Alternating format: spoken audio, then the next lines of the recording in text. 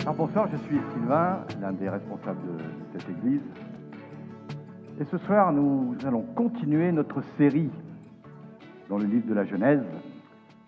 Et après les chapitres 12 à 14, dans lesquels nous avons pu affirmer que notre seul espoir est de dépendre de Dieu qui s'engage pour nous, nous continuons avec les chapitres 15 à 17 qui traitent en effet de l'alliance avec Abraham. Pas encore Abraham. De l'alliance avec Abraham. Dieu s'engage pour son peuple, la fidélité divine au cœur de nos failles. Quand la promesse tarde, je ne sais pas si ça vous parle ça, on le sait tous, il y a des promesses qui nous portent, mais il y en a d'autres qui nous épuisent, parce qu'elles semblent ne jamais arriver, jamais s'accomplir. Je ne sais pas ce que vous attendez aujourd'hui. Peut-être une guérison, une réponse, une porte qui s'ouvre, un enfant, un conjoint, un travail, une délivrance, une paix intérieure, je ne sais pas. Simplement quelque chose qui change. Et parfois la vie nous met dans ces saisons où on l'attend. On attend. Et le silence de Dieu, il semble peser plus lourd que nos prières. Je ne sais pas ce qui vous fatigue aujourd'hui. Je ne sais pas ce qui vous tient éveillé la nuit. Je ne sais pas quelle promesse de Dieu vous semble lointaine, presque irréelle. Mais je sais que beaucoup, y compris moi-même, vivent ici avec une question sans réponse, avec un avenir incertain peut-être, un pourquoi qui reste bien coincé là, un désir qui se heurte au temps qui passe. Et vous savez, quand on attend longtemps, on commence à sentir dans son cœur. Et la foi n'explose pas d'un coup, mais elle s'effrite, un peu comme ce vase. Elle s'effrite doucement. Alors on continue de prier, mais avec moins de conviction. On continue de rêver, mais en secret on se dit, peut-être ce ne sera jamais pour moi. Et certaines blessures, on ne les raconte peut-être jamais à personne. Mais Dieu les voit. Et Dieu les entend. Alors, dans Genèse 15 à 17, Abraham n'est pas un héros. C'est une personne comme nous, fatiguée, usée, tiraillée entre la confiance et le découragement. Et c'est dans cet état-là que Dieu vient. Pas quand la foi d'Abraham est au plus haut, mais quand elle est au plus bas. Et Dieu nous montre, je suis un Dieu qui porte, un Dieu qui restaure, un Dieu qui recommence, un Dieu qui tient, même quand nous ne tenons plus. Alors le message d'aujourd'hui, en réalité, il tient en une phrase. Dieu accomplit ses promesses, non pas grâce à notre force, mais grâce à sa fidélité. Dieu s'engage seul. C'est l'alliance de la grâce. Ça, c'est Genèse 15. Alors, je vais vous proposer de la lecture ce soir. On a 3 chapitres. On ne va pas les lire d'affilée, mais on les lira l'un après l'autre. Et je vous propose de commencer par ce chapitre 15. C'est à la page 11 de vos Bibles, si vous souhaitez le suivre sur la Bible en papier. Sinon, ce sera affiché à l'écran ou sur votre smartphone, peu importe, en second 21, qu'on ait le même texte. Genèse 15, verset 1. Après ces événements, la parole de l'Éternel fut adressée à Abraham dans une vision. Il dit, « Abraham, n'aie pas peur, je suis ton bouclier et ta récompense sera très grande. » Abraham répondit, « Seigneur éternel, que me donneras-tu ? Je m'en vais sans enfant et l'héritier de mes biens, c'est Éliézer de Damas. » Abraham dit, « Tu ne m'as pas donné de descendance et c'est un serviteur de ma famille qui sera mon héritier. » Alors l'Éternel lui adressa la parole. « Ce n'est pas lui qui sera ton héritier, mais bien celui qui naîtra de toi. » Après l'avoir conduit dehors, il dit, regarde vers le ciel et compte les étoiles, si tu peux les compter. Il lui affirma, telle sera ta descendance. Abraham eut confiance en l'Éternel, qui le lui compta comme justice. L'Éternel lui dit encore, je suis l'Éternel qui t'ai fait sortir d'Ur en Chaldée pour te donner ce pays en possession. Abraham répondit, Seigneur Éternel, à quoi reconnaîtrai-je que je le posséderai? L'Éternel lui dit, prends une génisse de 3 ans, une chèvre de 3 ans, un bélier de 3 ans, une tourterelle et une jeune colombe. Abraham prit tous ces animaux, les coupa par le milieu et mit chaque morceau l'un vis-à-vis de l'autre, mais il ne partagea pas les oiseaux. Les oiseaux de proie s'abattirent sur les cadavres, mais Abraham les chassa. Au coucher du soleil, un profond sommeil tomba sur Abraham, et voici qu'il fut assailli par la terreur et une grande obscurité. L'Éternel dit à Abraham, sache que tes descendants seront étrangers dans un pays qui ne sera pas à eux.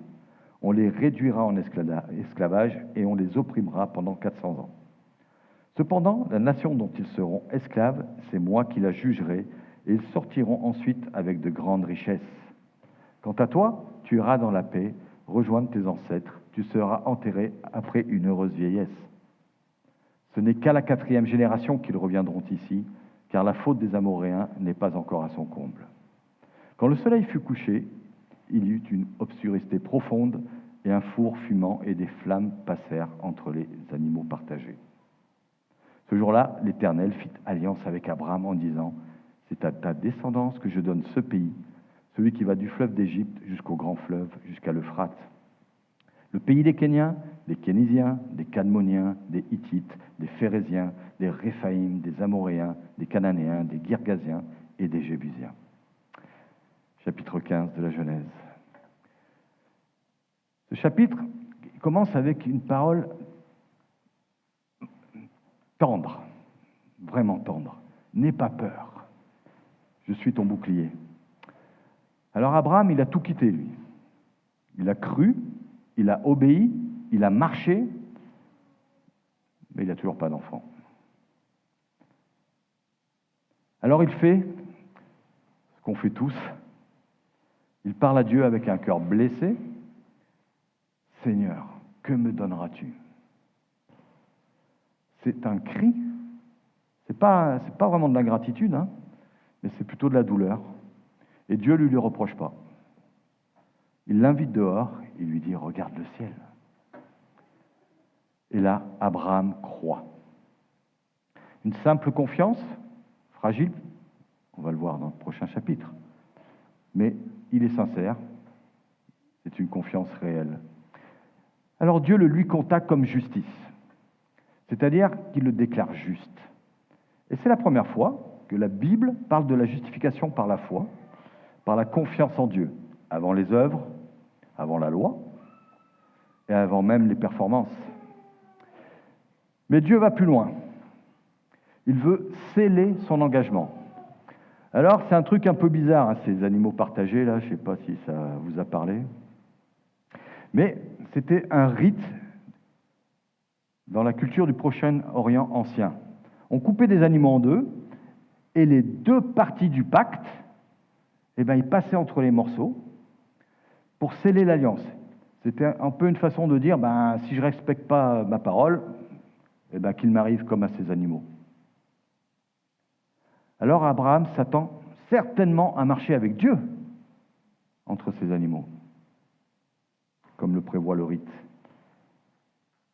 Ce n'est pas le plan de Dieu. Voilà qu'il tombe dans un profond sommeil, et pendant qu'il dort, Dieu passe.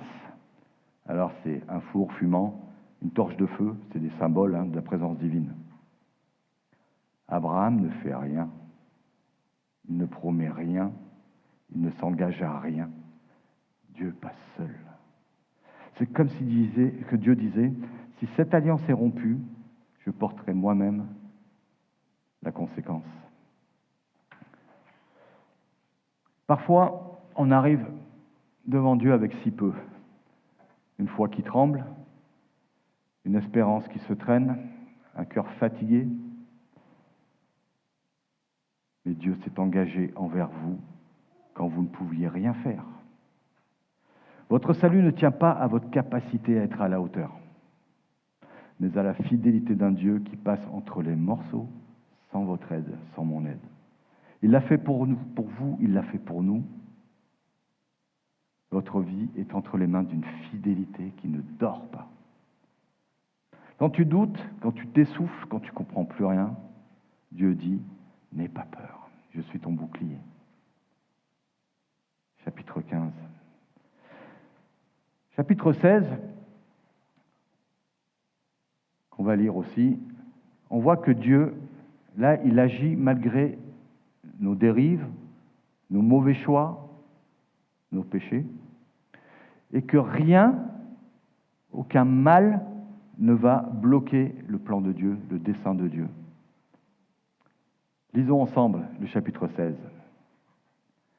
Sarai, la femme d'Abraham, ne lui avait pas donné d'enfant, mais elle avait une servante égyptienne du nom d'Agar. Sarai dit à Abraham, « Voici que l'Éternel m'a rendu stérile, et des relations avec ma servante. Peut-être aurai-je par elle des enfants. » Abraham écouta Sarai. Alors Sarai, la femme d'Abraham, prit l'Égyptienne Agar, qui était sa servante, et elle la donna pour femme à son mari, Abraham, 10 ans après l'installation d'Abraham dans le pays de Canaan. Il eut des relations avec Agar, et celle-ci tomba enceinte. Quand elle se vit enceinte, elle regarda sa maîtresse avec mépris. Sarai dit à Abraham, « L'injure qui m'est faite retombe sur toi. C'est moi qui ai mis ma servante dans tes bras, mais quand elle a vu qu'elle était enceinte, elle m'a regardé avec mépris. Que l'Éternel soit juge entre toi et moi. » Abraham répondit à Sarai, « Ta servante est en ton pouvoir, traite-la comme tu jugeras bon. » Alors Sarai maltraita Agar de sorte que celle-ci s'enfuit loin d'elle. L'ange de l'Éternel la trouva près d'une source d'eau dans le désert, près de la source qui est sur le chemin de Shur. Il dit, « Agar, servante de Sarai, d'où viens-tu et où vas-tu » Elle répondit, « Je m'enfuis loin de Sarai, ma maîtresse. » L'ange de l'Éternel lui dit, « Retourne vers ta maîtresse et humilie-toi sous son pouvoir. » Puis l'ange de l'Éternel lui affirma, « Je multiplierai ta descendance. Elle sera si nombreuse qu'on ne pourra pas la compter. » L'ange de l'Éternel lui dit, « Te voici enceinte. Tu mettras au monde un fils à qui tu donneras le nom d'Ismaël, car l'Éternel t'a entendu dans ton malheur. Il sera pareil à un âne sauvage. Sa main sera contre tous et la main de tous sera contre lui.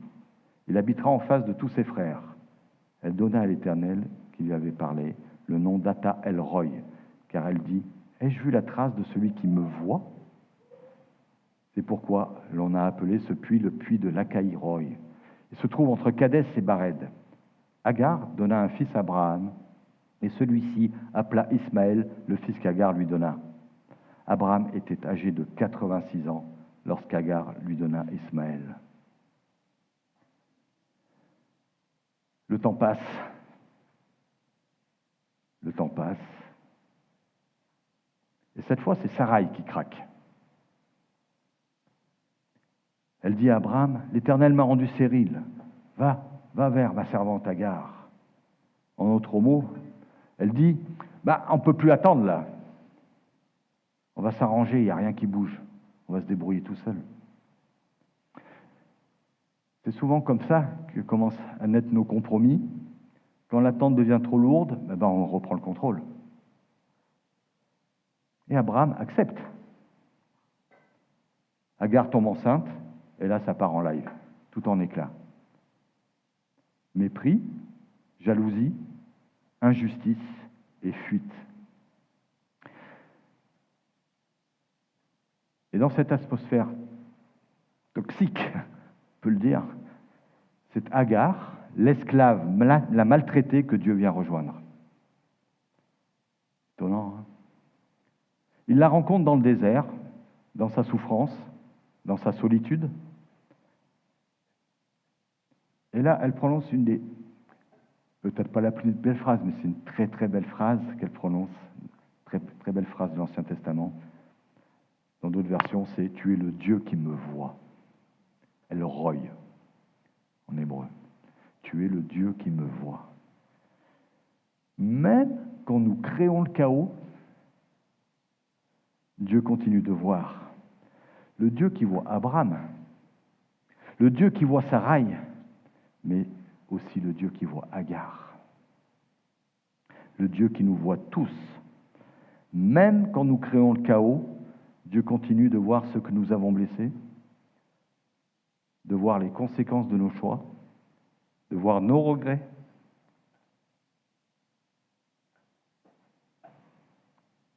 Nos larmes, même ceux qu'on a blessés même ceux qui sont blessés par les erreurs des autres, même ceux que personne ne regarde, même ceux qui pleurent dans le désert. Et Dieu continue d'avancer. Son plan avance. Ismaël n'est pas l'enfant de la promesse, mais Dieu le bénira quand même, parce que sa grâce dépasse nos erreurs. Sa grâce est plus grande. Sa grâce dépasse nos erreurs. Peut-être qu'en ce moment, vous êtes dans un désert que vous n'avez pas choisi. Peut-être vous vivez les conséquences de décisions de quelqu'un d'autre. Ou peut-être vous portez la culpabilité d'un choix que vous regrettez. Ah, si j'avais pas fait ça, si j'avais fait autrement, combien de fois j'ai pensé ça? Peut-être que toi aussi, tu as pris un mauvais virage. Mais voilà la vérité de la parole de Dieu. Dieu ne renonce pas à ses plans à cause de tes échecs. Il sait rattraper ce que nous avons tordu. Il sait rejoindre les déserts que nous avons créés. Il sait réparer ce que nous avons brisés. Il sait bénir même sur des chemins imparfaits. Dieu nous voit, El Roi. Chapitre 16. Dieu agit malgré notre péché, malgré nos mauvais choix. Le chapitre 17, il est un petit peu plus long. Alors, je vous propose de prendre une bonne inspiration, qu'on soit prêt, mais c'est un si beau chapitre. Dieu va renouveler son alliance. C'est sa fidélité qui transforme. Chapitre 17, vous êtes prêts? Je vais boire un coup.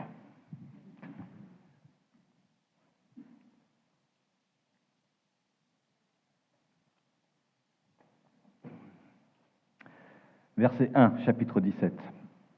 Lorsqu'Abraham fut âgé de 99 ans, l'Éternel apparut à Abraham et lui dit, « Je suis le Dieu Tout-Puissant. Marche devant moi et sois intègre. J'établirai mon alliance entre moi et toi, et je te multiplierai considérablement. » Abraham tomba le visage contre terre, et Dieu lui dit, « Voici quelle est mon alliance avec toi. Tu deviendras le père d'un grand nombre de nations. On ne t'appellera plus Abraham, mais ton nom sera Abraham, car je te rends père d'un grand nombre de nations. Je te ferai beaucoup proliférer, je ferai de toi des nations et des rois seront issus de toi. J'établirai mon alliance entre moi et toi, ainsi que tes descendants après toi, au fil des générations. Ce sera une alliance perpétuelle en vertu de laquelle je serai ton Dieu et celui de ta descendance après toi.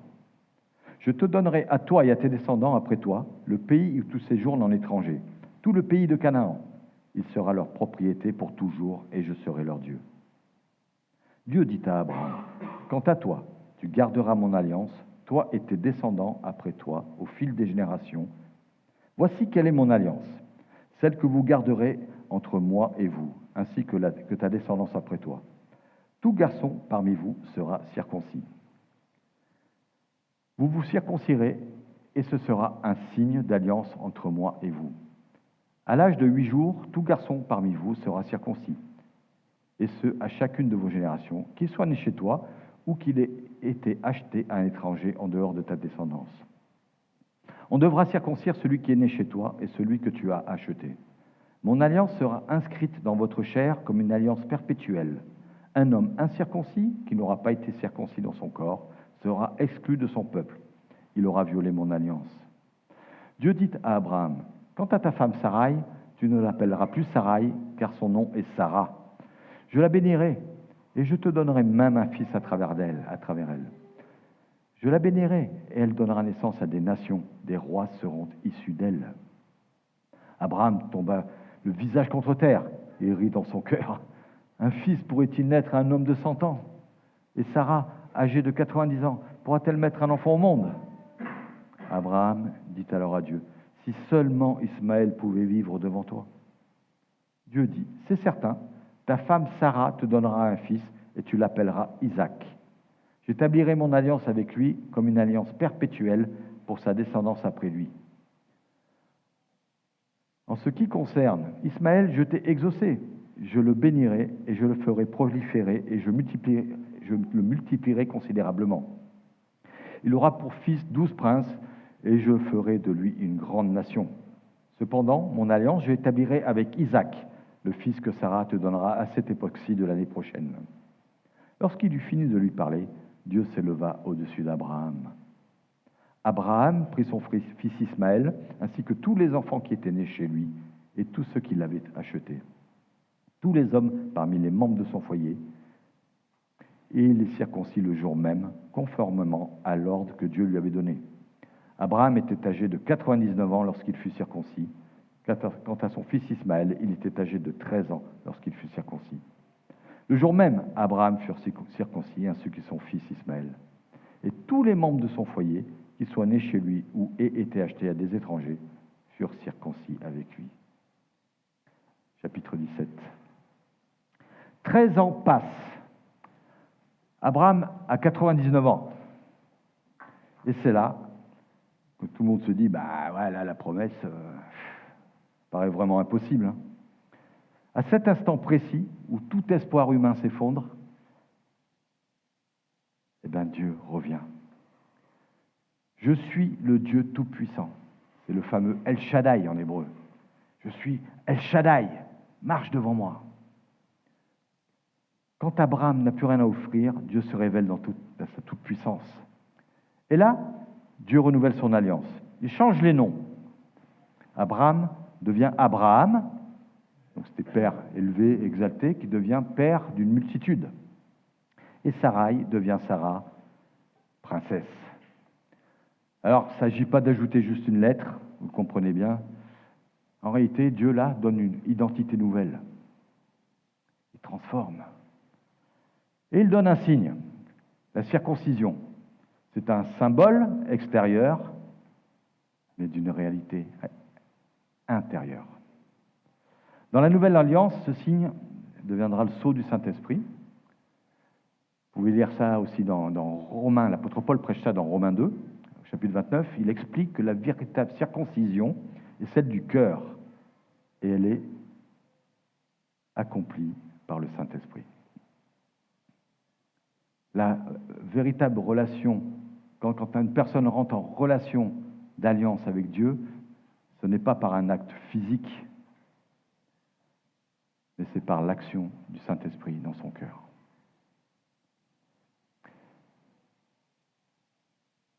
Et là, on voit Dieu qui ne se contente pas de promettre. On voit qu'il façonne, il transforme, il renouvelle, et il accomplit son plan. Parfois, on n'a plus la force d'avancer. On a peut-être besoin d'un mot, un petit mot, d'un signe, d'une main qui nous relève. Mais Dieu ne vient jamais pour écraser. Il vient pour renouveler. Il vient pour restaurer ce qui est fatigué. Il vient pour refaire ce qui est tout sec. Pour redonner un nom, un sens, une direction, une nouvelle identité. Quand tu n'as plus rien, Dieu te dit, je suis El Shaddai, je suis le Dieu Tout-Puissant. Avance, je marche avec toi. Celui qui a commencé en toi son œuvre, il ne lâchera pas ta main.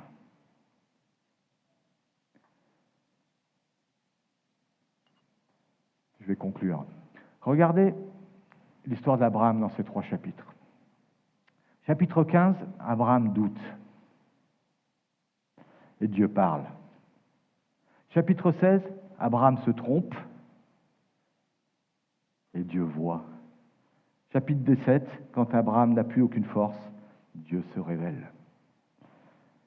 Bilan, à chaque étape, l'homme chancelle, chute, et Dieu demeure. C'est la même chose pour nous aujourd'hui. Tu n'as peut-être plus la force de croire, mais Dieu a la force d'accomplir.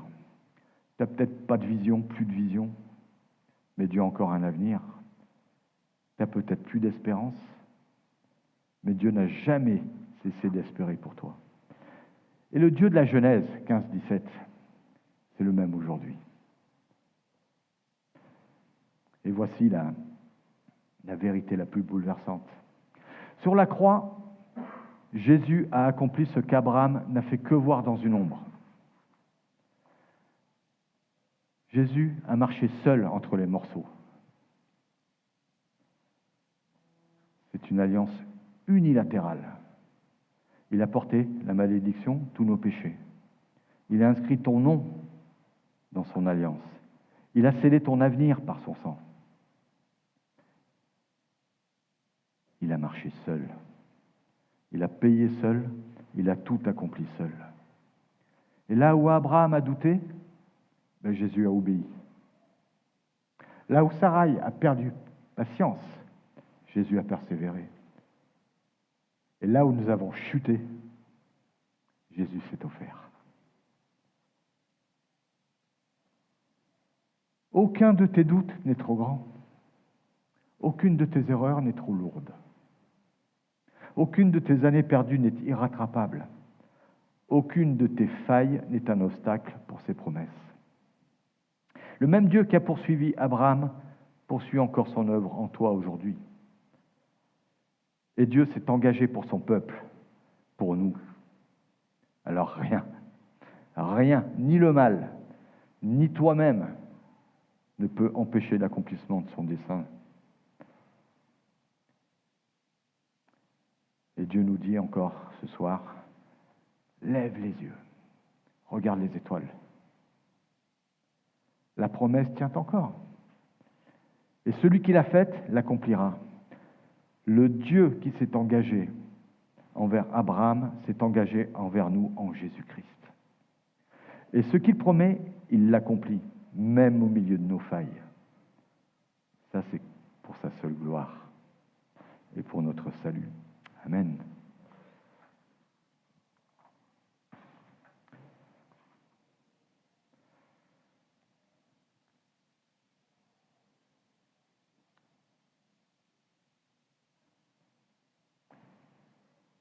On va passer à la Sainte Seine. Je vous lis ce verset en Luc, ces versets, en Luc 22, 19 à 20. Ensuite, Jésus prit du pain, et après avoir remercié Dieu, il le romput et le leur donna en disant, « Ceci est mon corps qui est donné pour vous. Faites ceci en souvenir de moi. » Après le souper, il prit de même la coupe et la leur donna en disant, « Cette coupe est la nouvelle alliance en mon sang, qui est versée pour vous. » Dans Genèse 15, Dieu scelle une alliance en passant seul entre les animaux déchirés, montrant qu'il porterait lui-même les conséquences du péché de son peuple. Dans Genèse 17, il a donné un signe visible de cette alliance. Et ce soir, avec ce repas, nous voyons comment Dieu a pleinement accompli cette promesse en Jésus-Christ, qui dit « Cette coupe est la nouvelle alliance en mon sang ». Nous nous souvenons que Dieu a pris sur lui ce que nous ne pouvions porter pour nous faire entrer dans son alliance de grâce. Alors, si vous avez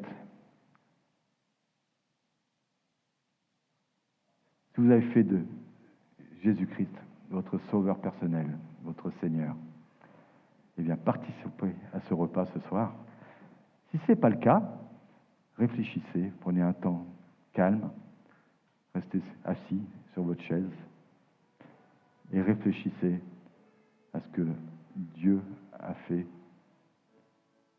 en Jésus-Christ, cette alliance qu'il a renouvelée.